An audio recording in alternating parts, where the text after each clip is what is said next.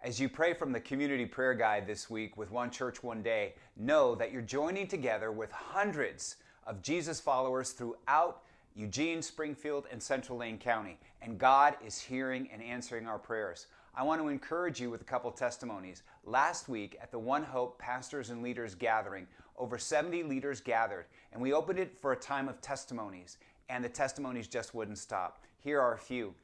3 different pastors talked about people coming into the kingdom and starting to follow Christ. One into a biker gang, and people came to know Christ, and even people from the rival gang came to know Christ, and they're showing up at Bible studies to be discipled. Another had been praying for years for a few young people to come to know Christ, and 2 weeks ago, both of those young people came to know Jesus.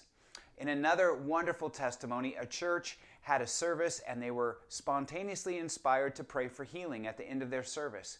There was a young teenager there who had been deaf in one ear from birth and was hard of hearing in the other ear. They had a time of prayer for her, and at the end of the prayer, for the very first time in her life, she was hearing out of that ear. Her mom and dad were at the service, and together they were weeping for joy at God's miraculous touch.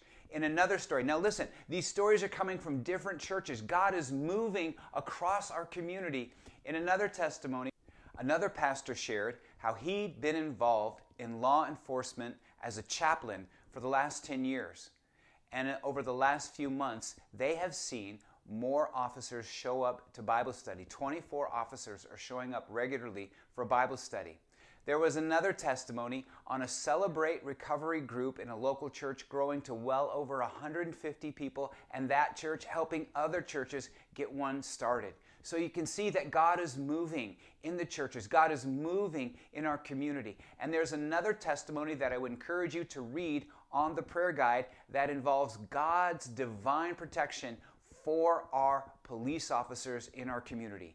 Remember, we're making space for God. We're pursuing God together. He wants us to draw near. So take that time this month. Grab the prayer guide. Draw near to Jesus. Pray for our community. God is hearing and God is answering. Be encouraged as you pray.